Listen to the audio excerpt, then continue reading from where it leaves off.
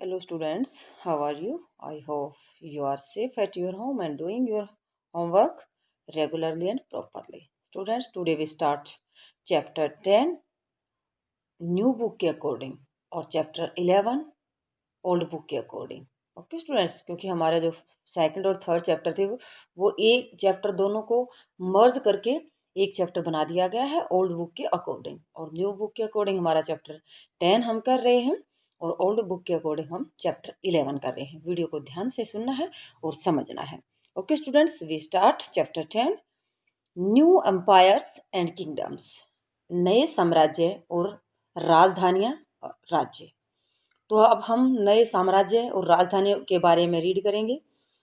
Arvind play a king, यहाँ ये side में जो पिक्चर दिखाई गई है ये एक अरविंद नाम के लड़के की है। तो इसमें क्या बताया गया है, वो एक प्ले कर रोल कर रहा है, एक राजा का रोल प्ले कर रहा है यहाँ पर। Arvind had been chosen to act as a king in the school play, तो स्कूल के अंदर कोई प्ले करना था, उसमें एक राजा की भूमिका अदा करने के लिए उसको चूज किया गया था। He had expected to march solemnly in splendid robes, तो उसने सोचा था कि वह जो एक्सपेक्टेड किया था कि राजा की जो वेशभूषा होती है, शाही जो वेशभूषा होती है वह डालेगा, and to twirl his mustache and wield the silver paper wrapped sword with gusto, तो मूछों को ताव देते हुए राजा की जो वेशभूषा उसको पहने हुए और अच्छे कागज में लिपटी हुई तलवार, जो राजा की स्वॉर्ड होती है, तलवार होती है, वह शान से पकड़कर उसको इधर से उधर चलेगा या चहलकदमी करेगा, राजा की तरह दरबार में इस तरह से वो घूमेगा। Imagine his surprise when he was told he would also have to sit and play a veena, और उसको बताया गया कि उसको कितनी हैरानी हुई होगी जब उसको बताया गया कि उसे बैठकर बीना बजानी, मतलब वो इमेज कर रहा था, कल्पना कर रहा था कि वो राजा की वेशभूषा में मूछों को ताव देते हुए हाथ में तलवार लिए हुए इधर से उधर राजा की जो रोल प्ले करेगा उसमें वो राजा की तरह घूमेगा। लेकिन जब उसको बताया गया उसको हैरानी हुई कि उसको बैठकर वीणा प्ले करनी है, वीणा को बजाना है, एंड रिसाइट पोएट्री, और कविता का पाठ करना यानी कविता बोलनी है। ए म्यूजिशियन किंग, यानी कि एक संगीत बजाने वाला राजा। हु वाज दैट, वह कौन था।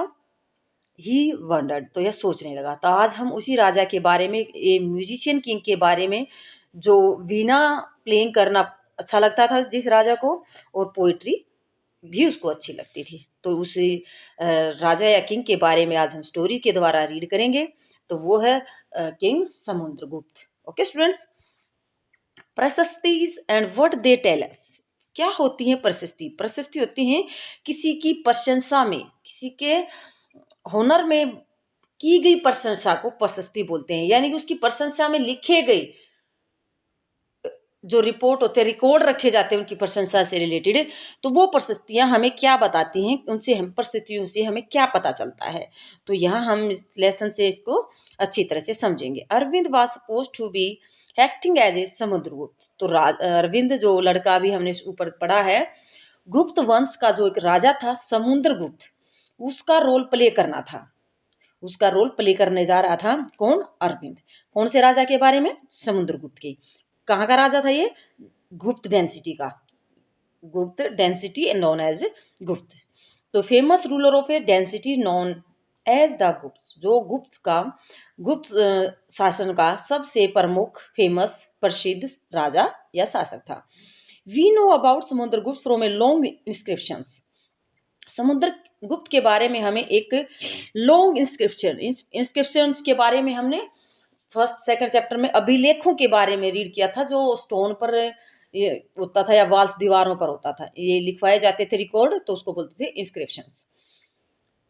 तो इसमें जो लंबे अभिलेख थे उनमें हमें समुद्रगुप्त के बारे में पता चला। Inscribes on the Ashoka pillar at Allahabad, कहाँ के पिलर था, जो अशोक के द्वारा इंस्क्रिप्शन लिखवाए गए थे, तो वो अलग अलग स्थानों पर लिखवाए गए थे। तो इलाहाबाद का जो पिलर है वहां पर समुद्रगुप्त किंग या रूलर के बारे में हमें पता चला। तो ये याद रखना, कहाँ के अभिलेख से, इलाहाबाद के अभिलेख से हमें किसके बारे में, समुद्रगुप्त के बारे में पता चला। किसके द्वारा लिखवाए गए थे ये इंस्क्रिप्शंस? अशोक ग्रेट किंग या ग्रेट एम्परर के द्वारा। ओके, जो अशोका के बारे में हमने पिछले चैप्टर में रीड किया था।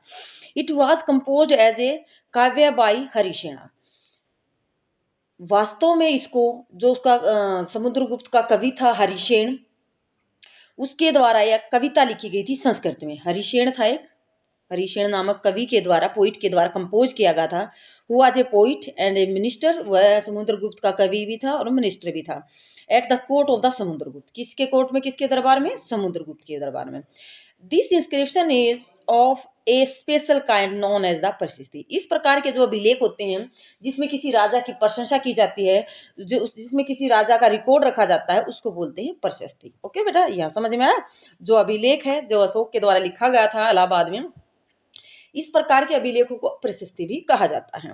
ये संस्कृत का एक वर्ड है जिसका मीनिंग है इन प्रेज। प्रेज होता है सम्मान में, किसी के सम्मान में हम कोई भी बात लिखते हैं तो उसको बोलते हैं प्रशस्ति।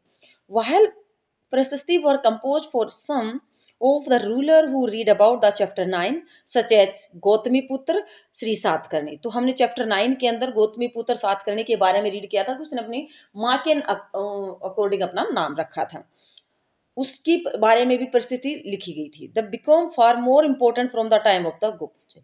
और जो गुप्त काल में इसका जो इम्पोर्टेंस थी और भी ज्यादा बढ़ चुकी थी। तो ये गुप्तों के टाइम के हम कौन से राजा के बारे में, गुप्त रूलर समुद्रगुप्त के बारे में यहाँ हम रीड करेंगे। ओके बेटा, तो किसके द्वारा उसकी प्रशंसा में लिखा गया है? उसका जो पोइट था या उसका जो मिनिस्टर था हरिसेन, उसके द्वारा। तो ये समझ जाना कि समुद्रगुप्त के कोर्ट में एक पोइट या मिनिस्टर था जिसका नाम था हरिसेन, उसके द्वारा संस्कृत की लैंग्वेज में एक पोएम लिखी गई थी जिसमें उसकी प्रशंसा की गई थी। अब हम यहाँ करते हैं समुद्रगुप्त प्रशस्ति। Let us see what Samudragupta प्रशस्ति टेल अस। क्या बताती है समुद्रगुप्त की जो प्रशस्ति है, जो अभिलेख हमें मिला है, उसमें क्या लिखा गया है? The poet praise the king in glowing term. तो कवि के द्वारा जो राजा की प्रशंसा में लिखा गया है उसमें क्या बताता है? ए वॉरियर, एक योद्धा है, समुद्रगुप्त एक अच्छा योद्धा है। As a king who won victories in battle, एक ऐसा राजा जो युद्धों में जीतने वाला है, हमेशा जीतता है। Who was learn and the best of the poet, वह एक अच्छा ज्ञानी भी है और साथ में एक अच्छा कवि भी है। He is also described as equal to the gods, और वह ईश्वर के बराबर बताया गया है। किसके इक्वल बताया गया? इसको भगवान के इक्वल। कवि कहता है कि हमारा जो राजा है वो भगवान के बराबर है, इक्वल टू द गॉड्स। प्रशस्ति was compose in very long sentence. जो ये कविता लिखी गई थी या प्रशस्ति लिखी गई थी, इसमें लंबे लंबे सेंटेंस बनाए गए थे, लिखे गए थे। Here is a part one such sentence. तो यहाँ हम एक सेंटेंस के बारे में देखते हैं कि कैसे सेंटेंस थे। तो यहाँ है समुद्रगुप्त द वॉरियर, समुद्रगुप्त के योद्धा के रूप में बताया गया है। हुज बॉडी बहुत मोस्ट चार्मिंग, उसका जो शरीर है वो बहुत ही सुंदर है, चार्मिंग है। Being covered with the plenteous beauty of the marks of hundreds care scars caused by battle axes, arrows, spikes, spear, barbed dart, sword, iron clubs, javelins, barbed arrows, long arrows, many other weapons. यानी कि जब युद्ध में वो युद्ध लड़ रहा होता है, बहुत सारे युद्ध किए उसने और उन युद्धों में जीत भी प्राप्त की, तो उन युद्धों से उसके शरीर पर अलग अलग हथियारों से अटैक किया गया था, आक्रमण किया गया था। उन सब के निशान होते हुए भी राजा का शरीर बहुत ही चार्मिंग लग रहा है। ये सब किसने लिखा? कवि ने लिखा है अपने राजा की प्रशंसा में। तो उसके शरीर पर अलग अलग निशान थे, 100 ऑफ स्कार्स, 100 से भी ज्यादा निशान थे। बैटल एक्सिस, जो युद्ध के अंदर कुल्हाड़ियों से, तीर से, बालों के द्वारा या दूसरे जो हथियार थे उनके द्वारा जो वार किया गया, अटैक किया गया है, उसके जो निशान थे शरीर पर वो बहुत ही अच्छे लग रहे हैं उसके शरीर पर। उसका शरीर बहुत ही सुंदर लग रहा है। तो ये कवि के द्वारा अपने राजा की प्रशंसा की गई है। नेक्स्ट हम देखते हैं, if you look at map. Map देखते हैं पेज नंबर 105 पर, ध्यान नहीं है, ये पेज नंबर ये रहा। इस मैप के द्वारा हम देखेंगे, तो एक बार इसको पढ़ लेते हैं उसके बाद मैप में देखेंगे। You will notice an area set it in green. तो इसको हम किस में देखेंगे? उस एरिया को जो ग्रीन पार्ट है। तो यहाँ देखेंगे हम ये वाला, कन्नौज, प्रयाग, नालंदा एंड पाटलिपुत्रा। ध्यान देना, ये 4 स्थान जो दिए गए हैं ये समुद्रगुप्त के से रिलेटेड है। तो इसके बारे में हम पहले रीड करते हैं, बाद ये ग्रीन पार्ट है हमारा आज का जो प्रेजेंट का यूपी है वहां पर।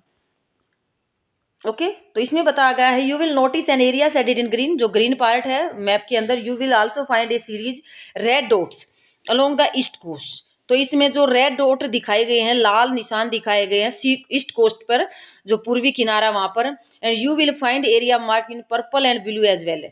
और वह जो पर्पल और ब्लू जो दिखाए गए हैं उनके बारे में यहाँ बताया गया है। This map is based on the information provide in the प्रशस्ति। तो इस मैप, इस मानचित्र के द्वारा हम उसकी जो प्रशस्ति हैं उनके आधार पर जो जानकारियां हमें मिली हैं उसके अकॉर्डिंग ये मैप तैयार किया गया है। 4 डिफरेंट काइंड्स ऑफ रूलर्स, अलग अलग 4 प्रकार के शासकों के बारे में, और उनके प्रति tell us about Samudragupta policy, उन 4 राजाओं के प्रति क्या पॉलिसी बनाई गई थी समुद्रगुप्त के द्वारा। तो ये हम पूरे मैप में हम देखेंगे, एक बार पिंक है, ब्लू है, ग्रीन है और ये रेड डॉट्स हैं।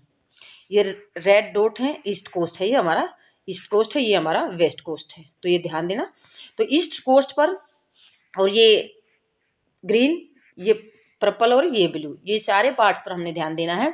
अब ये 4 पार्ट्स अलग अलग, तो 4 पार्ट्स के जो रूलर थे उनके प्रति समुद्रगुप्त की क्या पॉलिसी थी इसके बारे में हम यहाँ रीड करेंगे। तो अब ये जो साइड में एक बार देखना, ये जो सिक्के दिए गए हैं ये समुद्रगुप्त के टाइम पर सिक्के, गोल्ड के जो कॉइन थे उसके बनाए गए थे। तो king who played the veena, तो इसमें राजा के बारे में दिखाया जो वीणा बजाते हुए दिखाया गया है। Some other qualities of Samudragupta are shown of the coin as this one where he shown playing the veena. तो इसमें दूसरी जो क्वालिटीज थी वो सिक्कों पर दिखाई गई हैं और ये वीणा बजाता हुआ राजा दिखाया गया है। अब हम देखते हैं यहाँ the ruler of Aryavart.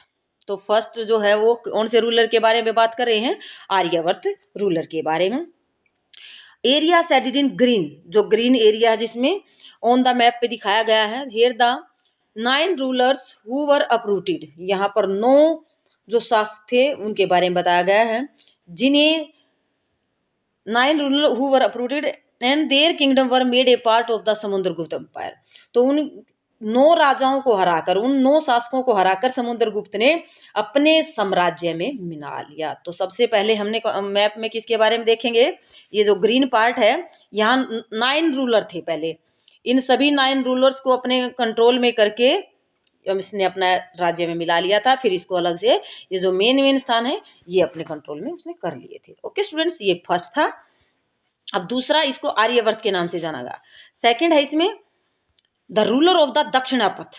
Dakshinapatha के जो रूलर थे, शासक थे, हेयर वर 12 रूलर्स, वहां पर कितने शासक थे, 12। दक्षिणापथ पर 12, आर्यवर्त थे जो ग्रीन पार्ट दिखाया गया वहां पर 9। तो इसमें क्या बताया गया था, some of whose capital are marked with red dots, यानी कि जो मैप पर हमने रेड डॉट हमारे ईस्ट पार्ट पे ऐसे लगाई हुई है, उन रेड डॉट के जो जहां पर हैं, surrender to Samudragupta after being defeated and he then allowed them to rule again. तो उन 12 शासकों को समुद्रगुप्त ने हराया और हार जाने के बाद दोबारा इन राजाओं के द्वारा जब समुद्रगुप्त के सामने समर्पण कर दिया गया था, तो दोबारा से उन्हीं शासकों को हराने के बाद वहीं पर शासन या रूल करने की परमिशन दे दी। किसने दे दी, समुद्रगुप्त ने दे दी। तो ये समझ में आया होगा बेटा, जैसे मैप पे दिखाया गया, इनको बोलते हैं दक्षिणापथ के शासक। ओके, तो दक्षिणापथ क्योंकि ये साउथ साइड में है, जिसको दक्षिणापथ का बोला जा सकता है। तो इन राजाओं को हराया, कितने, 12 राजाओं को हराया, लेकिन हराने के बाद दोबारा उनको कहा कि आप यहाँ पर शासन करें और मेरे को जो टैक्स वगैरह वो पे करते रहे। 2 के बारे में हमने कर लिया, ग्रीन और रेड डॉट्स के बारे में। थर्ड यहाँ हम देखते हैं the inner circle of the neighbouring state, जो आसपास के पड़ोसी राजा थे उनके बारे में, इंक्लूडिंग असम, कोस्टल बंगाल जो तटीय बंगाल का area, Nepal, a number of the ganasangha in the north west, हमारा जो नॉर्थ वेस्ट का पार्ट है, mark in purple on the map, जिसको पर्पल कलर से मार्क किया गया है मैप में। They brought tributes followed his orders, ये शासक भी उपहार देते थे, टैक्स देते थे, किसको, समुद्रगुप्त को, और उसके जो ऑर्डर होते थे, आदेश होते थे समुद्रगुप्त के, उनको फॉलो करते थे। अटेंड हिज कोर्ट, और उसके दरबार में भी आते थे, दरबार में उपस्थित होते थे। ये कौन से बात कर रहे हैं हम, ये हम पर्पल एरिया के बारे में, ये पर्पल एरिया जो है ये यहाँ का, ये सारा एरिया उसके थर्ड पार्ट में आता है, जो पड़ोसी उसके कंट्री थे। ये असम के बारे में भी दिखाया गया है, पहले जो अलग अलग स्टेट बटे हुए नहीं होते थे। नेपाल के बारे में भी बताया गया है। ये हमारा नॉर्थ वेस्ट पार्ट है, इसका भी इसके अंदर समुद्रगुप्त का कंट्रोल था। और कुछ संघ थे जहां जिस पर किसका कंट्रोल था, सारा समुद्रगुप्त का था। ओके स्टूडेंट्स, अब फोर्थ पार्ट है ब्लू पार्ट, जैसे जो पाकिस्तान अफगानिस्तान के पार्ट है, इन ब्लू पार्ट्स पर कैसे the ruler of the outlying area, जो बाहर की साइड का एरिया था, मार्क इन ब्लू मैप, जो मैप में ब्लू मार्क किया गया है, perhaps the descendants of the Kushan and Shaka. तो इसमें कुषाण तथा शक जो रूलर थे, शासक थे, वो वंश थे, शासन करते थे यहाँ पर, कुषाण और शक। रूलर ऑफ श्रीलंका, जो श्रीलंका के शासक थे, who submitted to him and offered daughter in the marriage। तो इन्होंने भी समुद्रगुप्त की अधीनता या जैसे गुलामी स्वीकार कर ली थी और अपनी बेटियों का विवाह उनसे किया था। किस किसने? कुषाणों ने, शकों ने और श्रीलंका के शासक ने। तो ये तो हम देखते हैं, ये ब्लू मैप में हम ये देख के यहाँ देखा, ये श्रीलंका पे भी ब्लू कलर है। तो यहाँ के जो राजा थे उन्होंने समुद्रगुप्त की गुलामी स्वीकार करके अपनी बेटी का जो मैरिज थी, और यहाँ के जो शासक थे उन्होंने भी यहाँ कुषाण और जो शख्स रूलर थे उनके द्वारा ऐसा ही किया गया था। तो ये फोर पार्ट हमने रीड किए थे। यहाँ पर आर्यवर्त का पार्ट कहा जाता है, कितने रूलर थे? 9। यहाँ पर 12 शासक थे, और यहाँ पर अलग अलग जो नेपाल है, असम है, बंगाल का पार्ट है, नॉर्थ वेस्ट के पार्ट हैं ये, फिर यहाँ पर शक और कुषाण का पार्ट था, और नीचे श्रीलंका के सभी ये जो एरिया थे ये सभी किसके कंट्रोल में थे? समुद्रगुप्त के कंट्रोल में थे। ओके स्टूडेंट्स, अब हम करते हैं, तो यहाँ हम देखते हैं, बताया गया कि फाइंड द प्रयाग ये रहा ग्रीन पार्ट में, इसने कहा कि फाइंड द प्रयाग ये रहा। प्रयाग को हमने फाइंड करना है इलाहाबाद के अंदर, यूपी के अंदर, जिसका पुराना नाम प्रयाग का इलाहाबाद है, शायद अब बदल कर इलाहाबाद ही कर दिया है। उज्जैन एंड पाटलिपुत्र, पटना, जो पाटलिपुत्र का न्यू नेम है पटना है, जो बिहार की कैपिटल है। These were important centre of the Gupta rulers, ये गुप्त रूलर के सबसे महत्वपूर्ण केंद्र थे। What was the difference between the way in which Samudragupta treated the ruler of the Aryavarta और दक्षिणपथ। तो इस प्रकार आर्यवर्त और दक्षिणपथ के राज्यों के साथ क्या डिफरेंस करते थे व्यवहार में, तो इस प्रकार के कुछ रीजन है जिसके बारे में हम नेक्स्ट पेज पर रीड करते हैं। ओके स्टूडेंट्स, यहाँ है जेनेलॉजीज होती है वंशवलिया, यानी कि जो किस किस वंश के जो राजा थे उनके बारे में। तो ये साइड में यहाँ दिया गया विक्रम संवत, जो हम संवत के अकॉर्डिंग हम ईयर में डिवाइड करते हैं, जो ईयर चल रही हैं देशी भाषा का जो पंचांग है उसके अकॉर्डिंग। तो ये है Vikram Samvat. The era beginning in the 58 BCE। तो कहाँ से स्टार्ट होता है विक्रम संवत? 58 BCE से। Is traditionally associated with Gupta king. तो ये किसके द्वारा स्टार्ट किया गया था? गुप्त जो शासक था उनके द्वारा, चंद्रगुप्त जो सेकंड था उसके द्वारा विक्रम संवत स्टार्ट किया गया था। Who had founded it as a mark of victory over the Shaka and assume the title of Vikramaditya. जब उसने शकों को हराया था, शकों पर विजय प्राप्त, शक क्या थे? रूलर थे, शक रूलर पर विजय प्राप्त की थी, तो उसको उपाधि मिली गई थी विक्रमादित्य की। तो विक्रमादित्य की उपाधि के कारण उसने विक्रम संवत को स्टार्ट किया था। किसके द्वारा? गुप्त रूलर था चंद्रगुप्त द्वितीय। ओके बेटा, जेनोलॉजीज में क्या बताया है? Most prashasti also mention the ancestor of the rulers. जो ज्यादा परिस्थितियां हैं शासकों के पूर्वजों के बारे में बताती हैं, यानी कि कौन सा जो रूलर था उसके जो एनेसेस्टर थे उनके बारे में, उनके पूर्वजों के बारे में बताया गया है। This one mention Samudragupta great grandfather. तो यहाँ बताया गया है समुद्र के जो परदादा, जिसको हम बोल सकते हैं, पढ़ से भी परदादा, फिर उसके ग्रैंडफादर, फिर दादाजी, पिताजी, फादर, ग्रैंडफादर और ग्रेट ग्रैंडफादर एंड मदर, इन सब के बारे में। हिज मदर कुमार देवी, किसकी माँ का नाम बताया गया? समुद्रगुप्त की माँ का नाम है कुमार देवी। बिलोंग टू लिच्छवी गण, उसकी माँ कौन से गण से बिलोंग करती थी? लिच्छवी गण से। और जो वाइल हिज फादर, उसके जो पिताजी थे Chandragupta, was the first ruler of गुप्त डेंसिटी। जो उसके पिताजी थे वो जो चंद्रगुप्त, जो गुप्त वंश के थे, उसने पहली बार, वह पहला रूलर थे, adopt the grand title of Maharaja Dhiraj. Chandragupta ने कौन सा टाइटल मिला था? महाराजा धीराज। किसके पिताजी को? समुद्रगुप्त के पिताजी को। A title that Samudragupta also used. तो यह टाइटल, ये उपाधि समुद्रगुप्त ने भी धारण की थी। His great grandfather and grandfather are mention simply as Maharaja. तो जो उसके दादाजी थे या परदादाजी थे, उनको महाराज के रूप में बताया गया कि वो महाराजा का टाइटल तो वो मिला हुआ था। It seem as if the family gradually rose to importance. तो इस प्रकार जो डेंसिटी है, ये गुप्त डेंसिटी है, ये इस परिवार एक के बाद एक जो राजा थे वो बनते चले गए थे। ओके, तो ये गुप्त जो रूलर थे, डेंसिटी के बारे में यहाँ बताया गया है। Okay, Samudragupta in turn figure in the genealogies list of the ancestor. ये पूर्वजों की जो लिस्ट बताई गई है समुद्रगुप्त के बाद।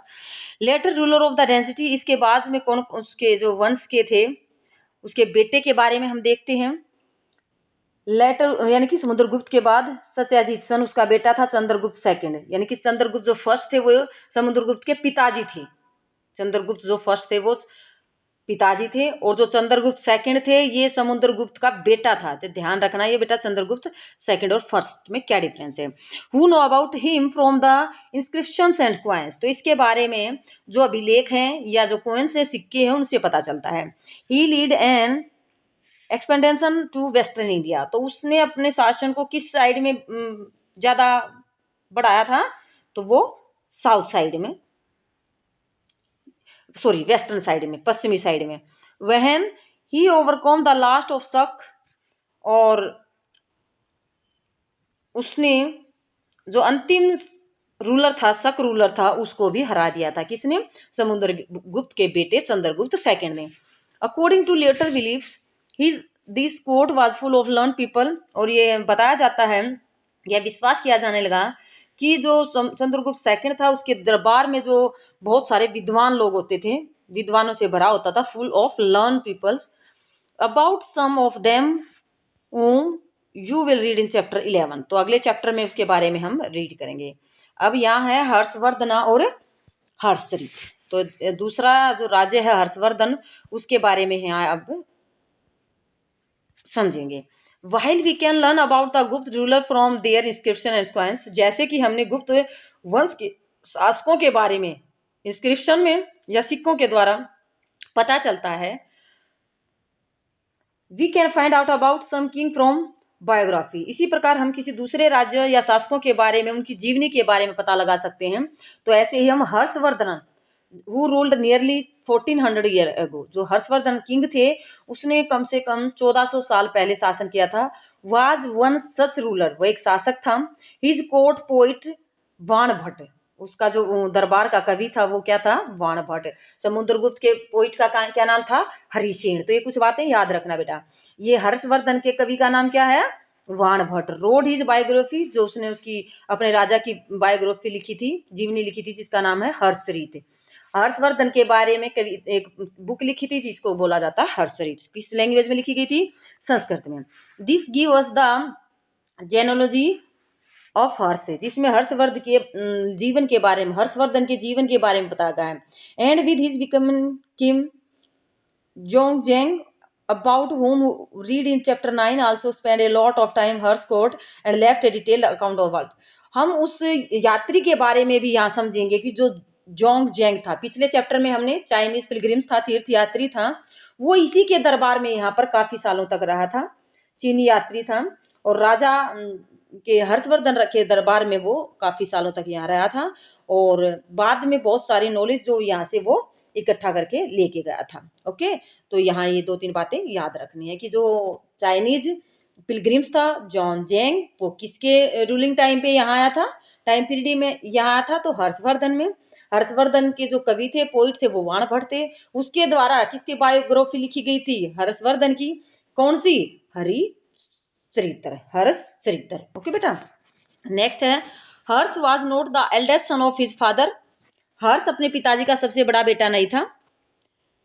But became king of the Thanesar after both his father and elder brother died.